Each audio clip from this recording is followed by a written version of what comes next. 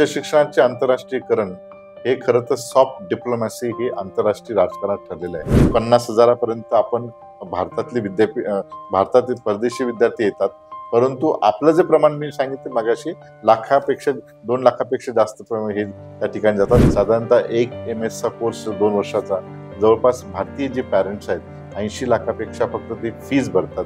आंतरराष्ट्रीय विद्यापीठ इथं आल्यानंतर ती आपल्याला आव्हानं ठरू शकतात का? नवीन विद्यापीठ किती आलेत तरीही ती फारशी इथल्या इन्स्टिट्यूशनल चॅलेंज ठरू शकते. जी विद्यार्थी स्टेट फंडेड किंवा सेंट्रल फंडेड युनिव्हर्सिटीमधून शिक्षण घेतात त्यांचंच प्रमाण बाहेर जाणं जास्त आहे, परंतु ते परत येण्याचं प्रमाण कमी आहे. एकूण पुणे विद्यापीठच नाही तर भारतातील अनेक विद्यापीठ हे नॅशनल युनिव्हर्सिटीच्या रँकिंग मध्ये कुठेच दिसत नाही. आज सावित्रीबाई फुले पुणे विद्यापीठातले 107 देशांचे विद्यार्थी शिकून गेलेत. म्हणजे 107 देशात सावित्रीबाई फुले पुणे विद्यापीठाचे अँबॅसेडर्स कार्यरत आहेत. 1 वर्ष विद्यार्थी इथे शिकेल आणि 1 वर्ष त्यांच्याकडे शिकला आणि दोघांकडे तो डबल डिग्री चालायचे. तिकडे त्याला डिग्री मिळेल आणि इथे डिग्री मिळेल आणि फीज मात्र म्हणजे ऑस्ट्रेलियाची 2 वर्षाची डिग्री 1 वर्षात मिळेल आणि सावित्रीबाई फुले पुणे विद्यापीठाची 2 वर्षाची डिग्री 1 वर्षात मिळेल.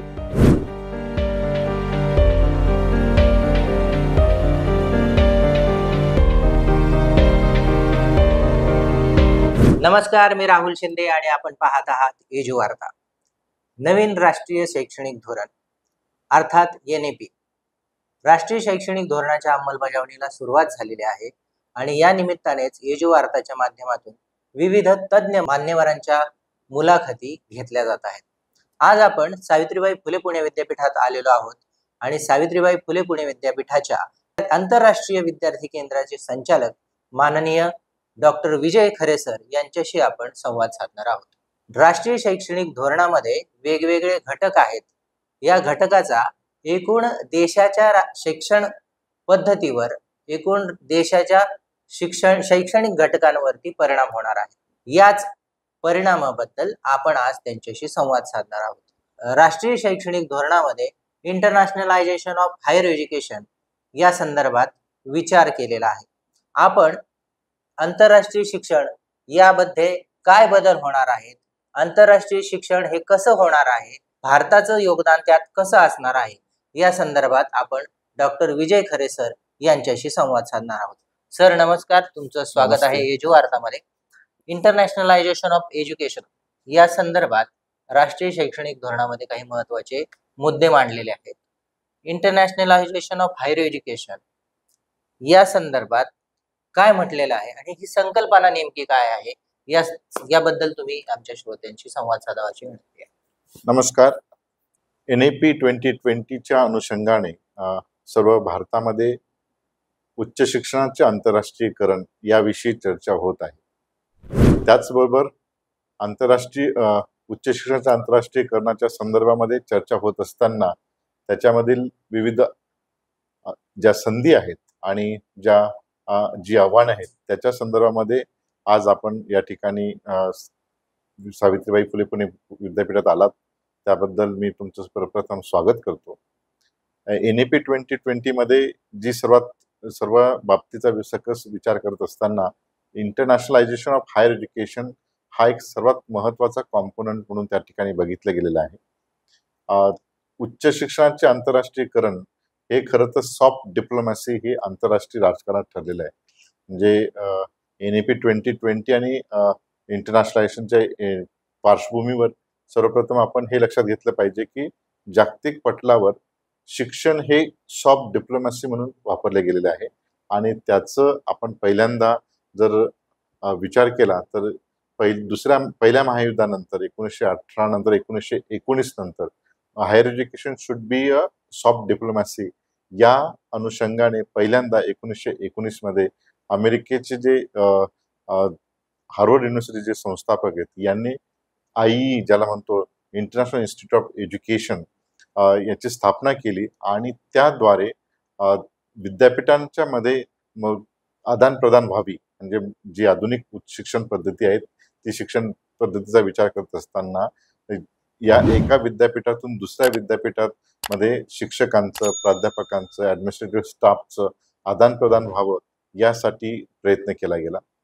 पुढे दुसऱ्या महायुद्धानंतर आईचं रूपांतर फुलब्राईट कमिशन मध्ये स्थापन झालं.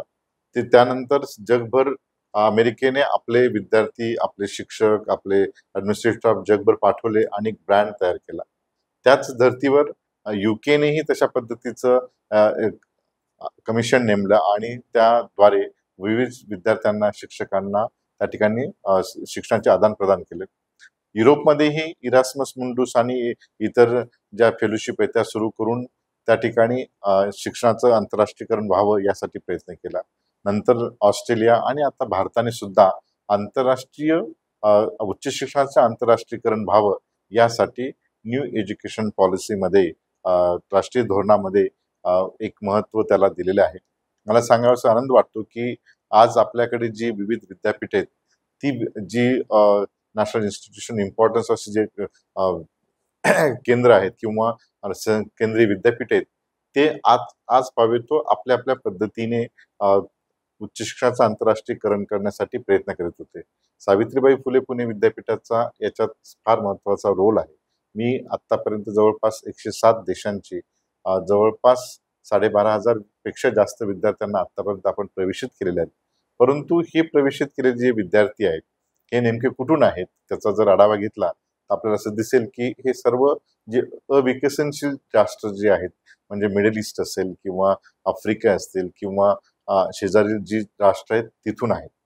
परंतु यांचा जो कल आहे भारतात येऊन शिक्षणाचा तो ज्याला आपण स्टेम एज्युकेशन म्हणतो, त्याच्यामध्ये सायन्स असेल, टेक्नॉलॉजी असेल, इंजिनिअरिंग असेल, मॅथ्स असेल, त्यांच्याकडे या विद्यार्थ्यांचा कल या शिक्षण याच्याकडे आहे.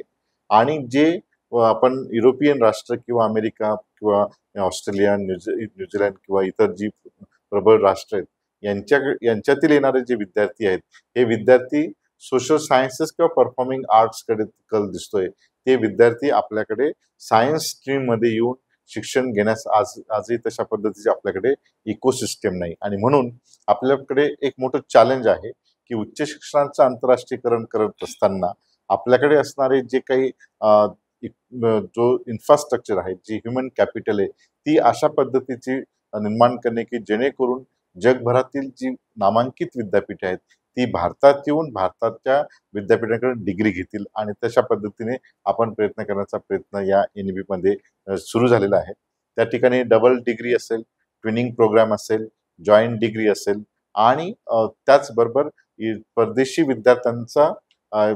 विद्यापीठांचं भारतामध्ये आगमन करून त्या ठिकाणी भारतीय विद्यापीठाशी कोऑपरेशन करून कमी किमतीमध्ये भारतीय विद्यार्थ्यांना चांगल्या विद्यापीठांचं डिग्री कशी मिळेल यावरही भर दिलेला आहे. याच्यात चॅलेंज एक सर्वात महत्वाचं आहे ते म्हणजे की पहिल्यांदा म्हणजे आज जवळपास 2 लाखापेक्षा दरवर्षी जास्त विद्यार्थी हे प्रगत राष्ट्रांकडे जात असतात. विशेषतः म्हणजे अमेरिका असेल, UK असेल, ऑस्ट्रेलिया असेल, न्यूझीलंड असेल, इथे एक विद्यार्थ्यांचं प्रमाण बाहेर शिक्षण जाण्याचं जास्त आहे. आणि ते जात असताना जवळपास ही जी प्रगत राष्ट्र आहेत ही सॉफ्ट डिप्लोमॅसीच्या नावाने एक प्रकारे आर्थिक त्यांना बेनिफिट मिळत असतो. म्हणजे साधारणतः एक MS चा कोर्स 2 वर्षाचा जवळपास भारतीय जे पॅरेंट्स आहेत 80 लाखापेक्षा फक्त ते फीस भरतात. 80 लाखापेक्षा जास्त फीस त्या ठिकाणी देतात. वर्षाला 40 लाख, 2 वर्षाला 80 लाख. आणि परत इतर जो खर्च त्याचा 2 वर्षाचा पॅरेंट्स करतात. असं जर केलं तर साधारणतः ॲव्हरेज 1 कोटी रुपये खर्च भारतीय पॅरेंट जे आहेत ते त्या ठिकाणी आपला जो मुलगा असेल, मुलगी असेल बाहेर शिक्षण देण्यासाठी प्रयत्न करत असतात. आता हे जेव्हा बाहेर जातात त्यावेळेस बरेचसे पॅरेंट्स किंवा बरेचसे विद्यार्थी जे आहेत ते आपल्याकडे येण्याची शक्यता कमी असते. आणि म्हणून त्या ठिकाणी भारत सरकारने एक पाऊल पुढे उचलून जी ब्रेन गेन जे आहे किंवा जे ज्याला जो आपल्यातला जो सुशिक्षित वर्ग बाहेर जातोय तो वर्ग परत येण्यासाठी त्या विद्यार्थ्यांना अशा पद्धतीचं शिक्षण द्यावं की जेणेकरून भारतातच त्यांनी डिग्री घेऊन त्यांचा ज्ञानाचा उपयोग आपल्या राष्ट्र निर्मितीसाठी व्हावा यासाठी त्या ठिकाणी प्रयत्न केलेला आहे. म्हणून परदेशी विद्यापीठे जी आहेत ही या ठिकाणी आणण्याचा प्रयत्न केलेला. परंतु याच्यामध्ये आता एक सर्वात महत्वाचा जो घटक आहे की जेव्हा विद्यापीठे येतील त्यावेळेस तिथे येणारी जी विद्यापीठ आहे, जसं फॉर एक्झाम्पल ऑक्सफर्ड असेल किंवा केम्ब्रिज असेल किंवा हार्वर्ड असेल, ही विद्यापीठं जरी भारतात आली तरी त्यांच्याकडची फर्स्ट हँड इन्फॉर्मेशन किंवा फर्स्ट हँड टेक्नॉलॉजी जी असते किंवा फर्स्ट हँड जी क्वालिटी टीचर जे असतात ते आपल्याकडे येण्याची शक्यता कमी आहे. आणि म्हणून तो एक सर्वात महत्त्वाचा चॅलेंज आहे. दुसरा सर्वात महत्त्वाचं की जी फीज आहेत, विशेषतः गरीब विद्यार्थी, जो marginal section of the society ज्याला म्हणतो आपण, त्यामध्ये शेड्यूल कास्ट असेल, शेड्यूल ट्राईब असेल, ओबीसी असतील, इतर अल्पसंख्याक असतील, या विद्यार्थ्यांवर जो एक सायकोलॉजिकल ज्याला कल्चरल शॉक आहे, म्हणजे भारतातच एक एक घटक जो आहे तो कॅम्ब्रिज, ऑक्सफर्ड किंवा इतर विद्यापीठाची डिग्री घेईल आणि दुसरा घटक हा स्टेट फंडेड किंवा प्रायव्हेट युनिव्हर्सिटीतून त्या ठिकाणी डिग्री घेईल आणि मग त्याच्यामधून जी काही एक दरी निर्माण होईल त्या दरीचाही त्या ठिकाणी वापर म्हणजे निर्माण होणार नाही यासाठी प्रयत्न करण्याचा प्रयत्न केलेला आहे. आणि म्हणून तिथे ट्युनिंग प्रोग्राम जो आहे किंवा डबल डिग्री जी आहे अशा पद्धतीने त्या ठिकाणी या नवीन शैक्षणिक धोरणात आणलेले आहे. म्हणजे जसं फॉर एक्झाम्पल आता आपण मास्टर प्रोग्राम 2 वर्षाचा जर करायचं असेल, जर सावित्रीबाई फुले पुणे विद्यापीठ आणि ऑस्ट्रेलिया सोबत तसा मास्टर प्रोग्राम जर केला तर 1 वर्ष विद्यार्थी इथे शिकेल आणि 1 वर्ष त्यांच्याकडे शिकेल आणि दोघांकडे तो डिग्री डबल डिग्री झाला ते तिकडे त्याला डिग्री मिळेल आणि इथेही डिग्री मिळेल. आणि फीज मात्र म्हणजे ऑस्ट्रेलियाची 2 वर्षाची डिग्री 1 वर्षात मिळेल आणि पुणे सावित्रीबाई फुले पुणे विद्यापीठाची 2 वर्ष डिग्री 1 वर्षात मिळेल, परंतु फीज कॉम्पोनंट हा कमी होईल. अशा पद्धतीचं मेकॅनिझम या नवीन शैक्षणिक धोरणामध्ये आलेलं आहे. मला सांगायला आनंद वाटतो की याच्यामध्ये बरेचसे जी ऑपॉर्च्युनिटीज आहेत, जसं मगाशी म्हटल्याप्रमाणे, तसेच चॅलेंजेसही आहेत. परंतु जी नवीन धोरणं येतात सुरुवातीच्या काळामध्ये आपण जे काही अडथळे आहेत ते अडथळे दूर करत आपण त्याच्याकडे बघत असतो. याच्यामध्ये इंटरनॅशनलायझेशन ऑफ हायर एज्युकेशन जागतिक पटलावर सर्वात जास्त जी प्रगत विद्यापीठ आहेत ही आता जास्तीत जास्त इंटरनॅशनलायझेशन फोकस करतात. आता मध्यंतरी भारत सरकारने नवीन एक नियमावली तयार केली की जी प्रायव्हेट युनिव्हर्सिटीज आहेत, जी ॲट फार एक्सलन्स आहेत, ते सुद्धा आता परदेशात जाऊन आपले आपले असं ऑफशोर कॅम्पस करू शकतात. सावित्रीबाई फुले पुणे विद्यापीठाने मधल्या कालखंडामध्ये दुबईला आपण कॅम्पस सुरू केला. त्याच्यानंतर आता पुन्हा कतारमध्ये कॅम्पस सुरू करण्याचा प्रयत्न केलेला आणि कतारमध्ये अतिशय चांगल्या पद्धतीचा रिस्पॉन्स आपल्याला मिळालेला आहे आणि ते कॅम्पस सस्टेन कसं होईल त्याद्वारे आपण प्रयत्न करतोय. आता आपल्याकडे आपण ऑक्सफर्ड ऑफ द ईस्ट म्हणतो, परंतु सेंट्रल एशियातील जी देश आहेत, विशेषतः Kazakhstan, Turkmenistan, Uzbekistan, Kyrgyzstan, Georgia, ही जी राष्ट्र आहेत या ठिकाणी सुद्धा तिथले जे विविध विद्यापीठ आहेत ते भारताकडे येऊन आपल्याला सांगतायत की तुमच्याशी जॉईंट डिग्री करण्यास आम्ही इच्छुक आहोत. आता हे का होत आहे, याचं सर्वात महत्वाचं शिक्षणाची जी बंदिस्त कवाडे होती ती कवाडे आता उघडलेली आहेत आणि त्याच्यामुळे आपल्याला मोठी संधी उपलब्ध आहेत आणि संधीसोबत आव्हानेही आहेत. म्हणजे जेव्हा आव्हानांचं हे करू त्या फीजचा जो विषय आहे तो फीज कशी त्याला रेग्युलेट करणार आहोत, हे एक सर्वात महत्वाचं आव्हान आहे. त्यानंतर त्यांची क्वालिटी एज्युकेशन, त्यांचं मॉनिटरिंग, हा या संदर्भामध्ये वरिष्ठ पातळीवर त्याची चर्चा होते आणि वेळोवेळी त्याची नियमावली तयार करून उच्च शिक्षणाचं आंतरराष्ट्रीयकरण कसं होईल याच्यावर या नवीन एज्युकेशन धोरणामध्ये अतिशय चांगल्या पद्धतीचं फोकस केलेला आहे. सर, तुम्ही आत्ताच सांगितलं की परदेशी विद्यापीठ इथं येऊ घातलेली आहेत आणि त्याच्या संदर्भात काही नियमावली सुद्धा तयार केलेली आहे. UGCने ती नियमावली प्रसिद्ध केलेली आहे. परदेशी विद्यापीठ भारतात आल्यामुळे नेमकं काय, म्हणजे एकट्या पुणे विद्यापीठापुरता विचार न करता देशभरातील विद्यापीठ इथे आल्यानंतर देशभरातील ज्या विद्यापीठांवरती काय परिणाम होईल, म्हणजे परदेशी विद्यापीठांचं आक्रमण होईल, ती आपल्याला जड जातील, हे आव्हान पेलण्यासाठी म्हणून आपली तयारी कशी असली पाहिजे, म्हणजे एकूण भारतातल्या विद्यापीठांची तयारी कशी असली पाहिजे आणि इथल्या मुलांना निश्चितच त्याचा फायदा होईल, पण ती टिकली पाहिजेत. म्हणजे भारतातली विद्यापीठ ही ज्या पद्धतीचं शिक्षण देतात ते शिक्षण चुकीचं आहे, दुय्यम आहे असं अजिबात म्हणता येणार नाही. जागतिक स्तरावर आपण जातो आहोत, उच्च शिक्षणाचा दर्जा आपला उंचावत चाललेला आहे. तसं आंतरराष्ट्रीय विद्यापीठ इथं आल्यानंतर ती आपल्याला आव्हानं ठरू शकतात का? तुम्ही जसं म्हणालात तसं रावजी की निश्चितच आव्हाने आहेत. खरं म्हणजे जो इलिट क्लास आहे त्यांना याच्याविषयी फार आकर्षण असण्याचं म्हणजे आहेत. परंतु जी आपल्याकडे विद्यापीठं गेल्या 2 वर्षामध्ये येत आहेत. आता मध्यंतरी गुजरातमध्ये ऑस्ट्रेलियाचे एक विद्यापीठाने प्रस्ताव दिलेला आहे. दिल्लीच्या सभोवताली काही विद्यापीठे येण्याचा प्रयत्न करतायत आणि कदाचित पुण्यातही येतील. या विद्यापीठांच्या काही मर्यादा आहेत.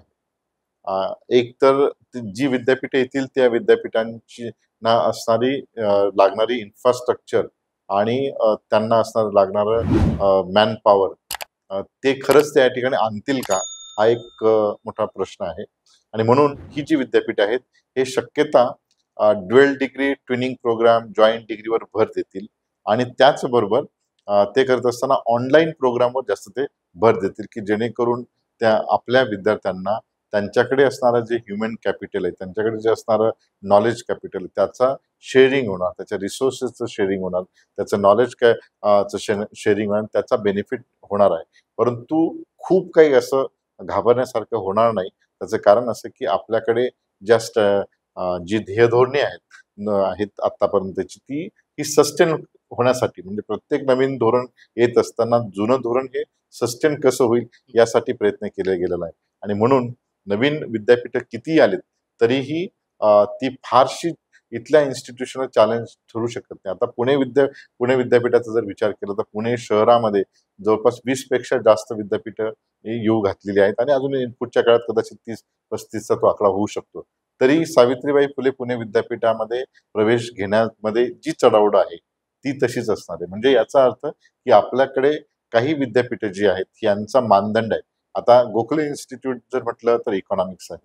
सावित्रीबाई फुले युनिव्हर्सिटी म्हटलं तर सोशल सायन्सेस आहेत, ह्युमॅनिटीज आहे, म्हणजे ही जी क्षेत्र आहेत ही आपापल्या क्षेत्रामध्ये नामांकित अशी क्षेत्र त्यांनी काबीज केलेली आहेत.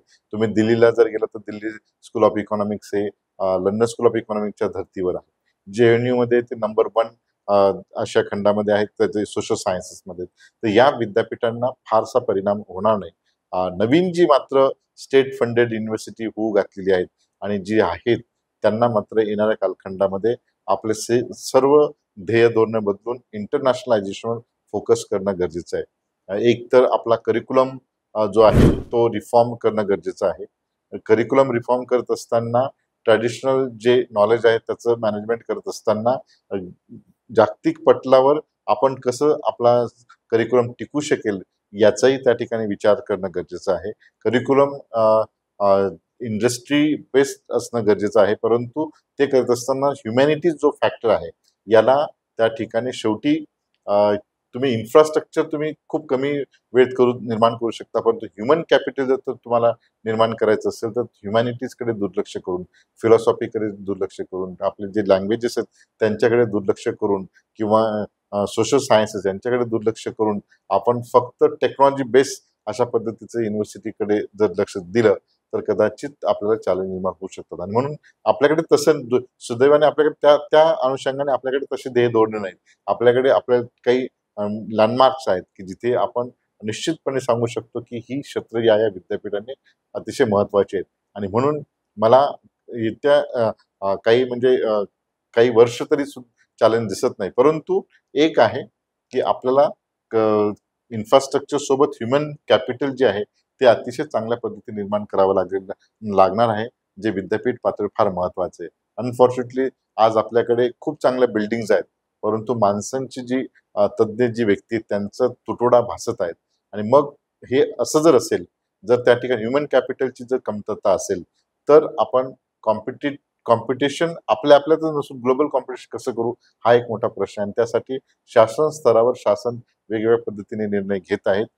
केंद्रीय पातळीवर किंवा राज्य पातळीवर त्या ठिकाणी फोकस केलेला आहे. मध्यंतरी इंटरनॅशनलायझेशनच्या संदर्भामध्ये बरीचशी जी मागणी आहे ती मागणी म्हणजे महाराष्ट्राच्या विद्यापीठांचे कॉन्सोर्शियम तयार करून इतर विद्यापीठासोबत कसं करता येईल हे करण्याचा प्रयत्न करतो. सर आताच तुम्ही आंतरराष्ट्रीय विद्यार्थी भारतात यावेत आणि भारतातले विद्यार्थी परदेशात जावेत या संदर्भात बोललात. पण ही संख्या वाढण्यासाठी म्हणून केंद्र शासनाने काय महत्वपूर्ण निर्णय घेतलेले आहेत? त्यांच्यासाठी कुठल्या स्कॉलरशिप आणखीन वाढवलेल्या आहेत का? आणि तसं जर झालेलं असेल तर परदेशातले विद्यार्थी भारतात यावेत आणि भारतातले विद्यार्थी परदेशात जावेत, या संदर्भात नेमकं काय शासनाने यामध्ये घेतलेलं आहे? याच्यात भारत सरकारने जो निर्णय इंटरनॅशनलायझेशनसाठी फार पूर्वीपासून सुरू आहे. खरं म्हणजे Indian council of culture relation जे आहेत ते जवळपास 8,000 विद्यार्थ्यांना भारतामध्ये आणतात आणि त्याचा हेतू एकच आहे की भारतीय विद्यापीठांचं किंवा भारतातलं शिक्षण जे आहे हे जागतिक पटलावर जाऊन त्याचं आंतरराष्ट्रीयकरण व्हावं, यासाठी Indian council of culture relation त्या ठिकाणी काम करत आहे. मध्यंतरी भारत सरकारने स्टडी इंडिया जो प्रोग्राम लॉन्च केला की एका पोर्टलवर विद्यार्थी ज्या आंतरराष्ट्रीय विद्यार्थ्यांना प्रवेश घ्यायचा आहे ते त्यांनी ते स्टडी इंडिया पोर्टल लॉन्च करून तिथून संपूर्ण भारताभर मध्ये विद्यार्थी पाठवण्याचा प्रयत्न करतात. तसा प्रयत्न आपले विद्यार्थी परदेशात जाण्यासाठीचे फारसे आपल्याला दिसत नाही, कारण आपले जे पॅरेंट्स आहेत, कारण शेवटी आपले जे पॅरेंटिंग आहे ही पॅरेंटिंग आपण काय शिक्षण घ्यावं याच्या संदर्भात आपण न विचार करता बरेच बहुतांशी पॅरेंट्स ठरवतात आणि मग त्या ठिकाणी आपली मुलं त्या ठिकाणी डिसिप्लिन चूज करतात. आणि म्हणून हे करत असताना त्या ठिकाणी चॉईसेस जे आहेत ते चॉईसेस सरकारकडे फारसे नाहीत, तरीही सरकार त्या ठिकाणी प्रयत्न करते. वेगवेगळ्या फेलोशिप्स आहेत त्या फेलोशिप वाढवण्याचा प्रयत्न होत आहेत. महाराष्ट्र शासनाने त्या ठिकाणी प्रयत्न केला, म्हणजे वेगवेगळे फेलोशिप, म्हणजे ज्या मिनिस्टर ऑफ सोशल वेलफेअरचे जे फेलोशिप आहेत ह्या फार पूर्वीपासून 90 पासून बाबासाहेब आंबेडकरांच्या नावाने त्या ठिकाणी फेलोशिप दिली आहे. महाराष्ट्र शासनाने छत्रपती शाहू महाराजांच्या नावाने आता एक फेलोशिप दिलेली आहे. अशा वेगवेगळ्या फेलोशिप त्या ठिकाणी वाढवण्याचा प्रयत्न प्रत्येक स्टेट करतोय आणि त्यामुळे फेलोशिप असतील किंवा आपले विद्यार्थी त्या ठिकाणी बाहेर जाऊन चांगलं शिक्षण घ्यावं यासाठी प्रत्येक स्टेट प्रयत्न करतो. परंतु जेव्हा विद्यार्थी बाहेर जातो तेव्हा तो परत येतो की नाही याच्यावरचं मेकॅनिझम खरं ते चॅलेंजचे आहे. म्हणजे आज सर्वात जास्त कमी किमतीमध्ये शिक्षण कुठे मिळत असेल तर IIT मध्येच. आणि IIT मधली जी मुलं आहेत ती एकदा त्यांचं IIT मध्ये शिक्षण पूर्ण झालं तर परत ते येतात की नाही याचा काही आपल्याकडे डेटा नाही. म्हणून जसं चीन आज प्रगती करण्याचं सर्वात महत्वाचं कारण की संपूर्ण बहुसंख्यक चीनी विद्यार्थ्यांना चीन गव्हर्नमेंट फेलोशिप देतं, परंतु त्यांचा बॉन्ड असतो की प्रत्येक चीनी विद्यार्थ्याने त्या ठिकाणी परत येऊन 5 वर्ष परत काम केलं पाहिजे. आपल्याकडे तसं होताना दिसत नाही आणि म्हणून जी विद्यार्थी स्टेट फंडेड किंवा सेंट्रल फंडेड युनिव्हर्सिटीमधून शिक्षण घेतात त्यांचंच प्रमाण बाहेर जाणं जास्त आहे, परंतु ते परत येण्याचं प्रमाण कमी आहे. आणि म्हणून ते चॅलेंज आपल्यापुढे समोर आहे. आणि म्हणून त्याच्यासाठी काही मेकॅनिझम, जसं आता आपण MBBS एक्झाम करत असताना एक्झिट एक्झाम केली किंवा फार्मसीला आता आपण एक्झिट एक्झाम केली, तसं असे IIT किंवा बाहेर जाणाऱ्या विद्यार्थ्यांना आपण एक्झिट केलं पाहिजे की त्यांना कंडिशन दिली पाहिजे की तुम्ही बाहेर जा परंतु 5 वर्षांनी परत आमच्या देशाच्या सेवेसाठी परत या. असं जर केलं तर आपला जो फ्लो आहे हा इनफ्लो आणि आउटफ्लो मध्ये जो काही डिफरन्स दिसतो, म्हणजे एक साधारणतः 42 ते 50 हजारापर्यंत आपण भारतातील परदेशी विद्यार्थी येतात, परंतु आपलं जे प्रमाण मी सांगितलं मगाशी 2 लाखापेक्षा जास्त प्रमाण हे त्या ठिकाणी जातात. आणि एक फोकस कडे आहे. तुम्हाला एक नवीन म्हणजे सौदी अरेबियामध्ये जाण्याचं प्रमाण आता जास्त आहे. म्हणजे आपले सौदी अरेबियाचे विद्यार्थी पूर्वी इथे शिकत होते, आता आपले विद्यार्थी सौदी अरेबियामध्ये शिकण्यासाठी जाण्याचं प्रमाणही वाढतंय. म्हणजे आंतरराष्ट्रीय उच्च शिक्षणाचं आंतरराष्ट्रीयकरण करत असताना त्या ठिकाणी आपल्याला ह्या सर्व डेटा जो आहे याचा रिव्ह्यू करून त्याचा विचार करून साकल्याने विचार करून नवीन शैक्षणिक धोरणाचं त्याचं समन्वय साधून खऱ्या अर्थाने आपल्या शिक्षणाचं आंतरराष्ट्रीयकरण कसं होईल याच्याकडे लक्ष देणं गरजेचं आहे. आणि सर्वात महत्वाचं, जोपर्यंत आपला करिक्युलम चांगला होत नाही, जोपर्यंत त्याचं स्टँडर्ड सेट होत नाही, तोपर्यंत आपण कितीही इन्फ्रास्ट्रक्चर डेव्हलप केलं किंवा किती चांगल्या ह्युमन कॅपिटल अट्रॅक्ट केला तरी शेवटी आंतरराष्ट्रीय पातळीवर एज्युकेशन सॉफ्ट डिप्लोमसी म्हणून जरी पाहिलं गेलं असेल तरी त्याच्याकडे एक एम्प्लॉयबिलिटी आणि फायनान्स, म्हणजे ह्या 2 गोष्टी फार महत्वाच्या आहेत. म्हणजे जेव्हा पॅरेंट्स आपल्या मुलावर जवळपास 1 कोटी रुपये खर्च करतो, त्याचे 1 कोटी खर्च करून त्याला नेमकं पुढे जॉब एम्प्लॉयबिलिटी कुठे मिळणार याचा विचार जसं आपण करतो तसं तिकडचे विद्यार्थी तिकडचे पॅरेंट्स करणार आहेत. आणि म्हणून त्या दृष्टिकोनातून आपल्याकडे इन्फ्रास्ट्रक्चर, ह्युमन कॅपिटल सोबत आपल्याकडे जी काही नवीन शैक्षणिक धोरणामध्ये जे ऑन जॉब ट्रेनिंग असेल, रिसर्च प्रोजेक्ट असतील, काही इतर असेल, त्याचा विचार करत असताना या आंतरराष्ट्रीय विद्यार्थ्यांचाही विचार करणं गरजेचं आहे. सर, तुम्ही आत्ताच अभ्यासक्रम आणि एकूण रोजगार या संदर्भात बोललात. राष्ट्रीय शैक्षणिक धोरणामध्ये ज्या इन्स्टिट्यूटचा जो दर्जा आहे, आता आपण पाहतो की पुणे विद्यापीठ सुद्धा NIRF रँकिंग आणि एकूण नॅशनल रँकिंगमध्ये कुठे आहे या संदर्भात आपल्या सर्वांना माहिती. एकूण पुणे विद्यापीठच नाही तर भारतातील अनेक विद्यापीठ ही नॅशनल युनिव्हर्सिटीच्या रँकिंगमध्ये कुठेच दिसत नाही. तर या NEP मुळे आपलं रँकिंग वाढण्यासाठी म्हणून काही फायदा होईल असं तुम्हाला काही वाटतंय का? काही चित्र दिसतंय का तसं? एक तर रँकिंगचे जे पॅरामीटर्स आपले जे आहेत, आपले जे सामाजिक, सांस्कृतिक आणि इतर भौगोलिक स्थितीचा विचार केला आणि परदेशी विद्यापीठातल्या सामाजिक, सांस्कृतिक याचा जर विचार केला तर रँकिंगचे पॅरामीटर्समध्ये निश्चितच तुम्हाला म्हणजे एक दरी दिसेल. कारण आपल्याकडे येणारा विद्यार्थी आणि त्यांच्याकडे येणारा विद्यार्थी, त्यांच्याकडे फर्स्ट स्टँडर्ड पासून असणारं एज्युकेशन आणि आपल्याकडे असणारं एज्युकेशन याच्यामध्ये बरंचसं थोडंसं त्यामध्ये वेगळं आपल्याला हे दिसतात. आपल्याकडे रिजनल लँग्वेज आहेत, त्यांच्याकडे त्यांच्या पद्धतीचे लँग्वेजेस आहेत. हे सर्व करत असताना रँकिंग हा टेम्पररी फिनॉमिना आहे. आपण कालांतराने कदाचित बूम होऊ, जसं तैवान असेल, चीन असेल, म्हणजे यांची कमी काळामध्ये विद्यापीठही फार पुढे आले. काही विद्यापीठांची रँकिंग केवळ पब्लिकेशनवर आहे, काही विद्यापीठांची रँकिंग केवळ इन्फ्रास्ट्रक्चर आहे, काही विद्यापीठांची रँकिंग इन्व्हॉल्वमेंटवर आहे, काही विद्यापीठाची रँकिंग किती तुम्ही इंटरनॅशनल टीचर एम्प्लॉय केले, म्हणजे असे जे वेगवेगळे पॅरामीटर्स आहेत, त्या पॅरामीटर्सचा विचार करताना आत्ता नवीन शैक्षणिक धोरणामध्ये रँकिंग हा महत्त्वाचा कन्सर्न असणारच आहे. परंतु मला खात्री आहे की एकदा जर आपण रोल मॉडेल सेट केला की त्याची पॅरामीटर्स आपण लक्षात घेतली. आता आपल्याकडे जे अक्रेडिशन एजन्सीज आहेत, पूर्वी आपण नॅकचे 7 पॅरामीटर्स होते, आपण ते बायनरी केलेले, त्याला 10 पॅरामीटर्स वाढवलेले आहेत. म्हणजे शिक्षणाचं उच्च शिक्षणाचं क्वालिटी, इन्क्लुजन म्हणजे सर्वांना त्या ठिकाणी सर्वसमावेशक शिक्षण मिळावं, गुणवत्तापूर्ण शिक्षण मिळावं आणि त्याचं एक क्वालिटी एज्युकेशन मिळावे. हे करत असताना हे चॅलेंजेस आपल्याला आज दिसत आहेत. परंतु कालांतराने त्याच्या मागे आपण पुढे जाणार आहोत. म्हणजे टाइम्स हायर एज्युकेशनची रँकिंग असेल किंवा NRF असेल किंवा QS रँकिंग असेल, त्यांच्याकडे असणारे जे पोटेन्शियल्स आहेत, ते पोटेन्शियलचा ते विचार करतात. आपल्याकडे जे पोटेन्शियल आहेत त्याचा मात्र ते विचार होत नाही. आता सावित्रीबाई फुले पुणे विद्यापीठामध्ये इंटरनॅशनल स्टुडंट आहेत, इंटरनॅशनल फॅकल्टी त्या ठिकाणी आहेत. परंतु तेच लगेच गोंडवाना विद्यापीठामध्ये लगेच तुम्ही अपेक्षा करू शकणार नाही, त्याला वेळ लागणार आहे. म्हणजे हा त्या ठिकाणी तो फरक आहे. आणि म्हणून रँकिंगच्या संदर्भामध्ये फार त्या ठिकाणी विचार न करता आपल्याकडे असणारं जे शिक्षण आहे हे गुणवत्तापूर्वक कसं होईल याचा प्रयत्न करणं गरजेचं आहे. सर, आता तुम्ही बहुतांश सर्व विषयांना स्पर्श केला, पण सावित्रीबाई फुले पुणे विद्यापीठाचं आंतरराष्ट्रीय केंद्र, परदेशी विद्यार्थी वाढावेत, त्यांच्या माध्यमातून पुणे युनिव्हर्सिटी काय आहे हे जगभरात समजावं, यासाठी म्हणून आपण काय करतो आहोत?